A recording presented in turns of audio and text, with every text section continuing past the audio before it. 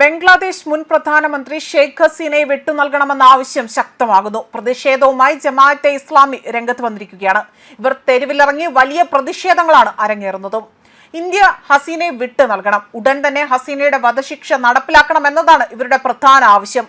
പ്രധാന പ്രതിഷേധമായ ബംഗ്ലാദേശ് നാഷണലിസ്റ്റ് പാർട്ടിയും അതേപോലെ തന്നെ ഇസ്ലാമിക സംഘടനയായ ജമാഅത്തെ ഇസ്ലാമിയുമാണ് ബംഗ്ലാദേശിലെ തെരുവുകളിൽ പ്രതിഷേധ പ്രകടനങ്ങൾ നടത്തിയത്. ഇതോടുകൂടി തന്നെ പ്രതിഷേധം മറ്റൊരു തലത്തിലേക്ക് കടന്നിരിക്കുകയാണ്.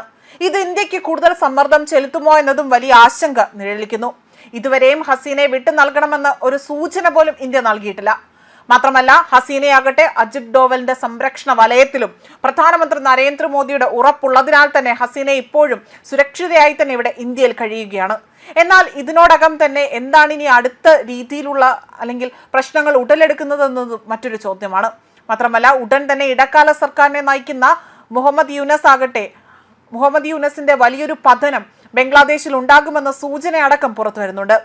അതേസമയം ഹസീനയ്ക്ക് വധശിക്ഷ നൽകുക, ഇന്ത്യയിൽ നിന്ന് പുറത്താക്കുക, നീതി ഉറപ്പാക്കുക തുടങ്ങിയ മുദ്രാവാക്യങ്ങളും പ്ലക്കാർഡുകളും ഉയർത്തിപ്പിടിച്ചുകൊണ്ടാണ് പ്രതിഷേധകർ രംഗത്തിറങ്ങിയിരിക്കുന്നത്. ധക്ക സർവകലാശാല ക്യാമ്പസിൽ നിന്ന് ചൗരങ്കിലേക്ക് പ്രതിഷേധ മാർച്ചുകൾ നടന്നു. പിന്നീട് പ്രകടനങ്ങൾ മറ്റ് നിരവധി നഗരങ്ങളിലേക്കും വ്യാപിപ്പിക്കുകയും ചെയ്തു. ഹസീനയുടെ വധശിക്ഷ നടപ്പാക്കുക എന്നത് 18 ദശലക്ഷം ആളുകളുടെ അഭിലാഷമാണ് എന്നതാണ് ജമാഅത്തെ ഇസ്ലാമി ജനറൽ സെക്രട്ടറി വ്യക്തമാക്കുന്നത് അല്ലെങ്കിൽ അഭിപ്രായപ്പെടുന്നത്. ഇന്ത്യ ഹസീനയെ വിട്ടു നൽകുമെന്നും ജമാഅത്തെ ഇസ്ലാമി ആവശ്യപ്പെടുകയാണ് ചെയ്യുന്നത്. മാലിക് ബംഗ്ലാ സംഘ് അല്ലെങ്കിൽ അത്തരമൊരു സംഘം ഷാബാഗിൽ ഹസീനയെ വലിയ രീതിയിലുള്ള പ്രതീകമായി തന്നെ തൂക്കിലേറ്റുന്ന രീതിയിലുള്ള കാര്യങ്ങൾ ചെയ്തു. 2026 ഫെബ്രുവരിയിൽ തിരഞ്ഞെടുപ്പ് നടക്കുമെന്ന് ഇടക്കാല സർക്കാർ തലവൻ മുഹമ്മദ് യൂനസ് അറിയിച്ചിട്ടുണ്ട്. അതേസമയം ബംഗ്ലാദേശിലെ ഹിന്ദു ന്യൂനപക്ഷം നേരിടുന്ന വെല്ലുവിളികൾ വർദ്ധിച്ചു വരികയാണ് എന്നും 2024 ജനുവരി മുതൽ തന്നെ ജനുവരി മുതൽ ഡിസംബർ വരെ 2200-ലധികം കേസുകൾ റിപ്പോർട്ട് ചെയ്യപ്പെട്ടിട്ടുണ്ട്. അതിൽ ഹിന്ദുക്കൾക്കെതിരായ അക്രമങ്ങൾ, ക്ഷേത്രം തകർക്കൽ, അതേപോലെ മറ്റ് ദൈവനിന്ദ ആരോപണങ്ങൾ, 94 പെൺകുട്ടികളെ തട്ടിക്കൊണ്ടുപോകൽ, 50 നിർബന്ധിത മതപരിവർത്തന കേസുകൾ, 1190 ബലാത്സംഗ കേസുകൾ എന്നിവയെല്ലാം തന്നെ ഇതിൽ ഉൾപ്പെടുന്നവയാണ്. അതേസമയം ഇന്ത്യയിൽ താൻ സുരക്ഷിതയാണ് എന്ന് ഷെയ്ഖ് ഹസീനയ്ക്ക് വലിയ രീതിയിലുള്ള ഒരു ഉറപ്പുണ്ട്. അതുകൊണ്ടാകാം അവർ ബംഗ്ലാദേശിലെ വിചാരണ കോടതി വധശിക്ഷയ്ക്ക് വിധിക്കുന്നതിന് മണിക്കൂറുകൾക്ക് മുൻപ് പോലും ഈ വിധി താൻ ഒട്ടും ശ്രദ്ധിക്കുന്നില്ല എന്നൊരു ഓഡിയോ സന്ദേശം പുറത്തിറക്കിയത്.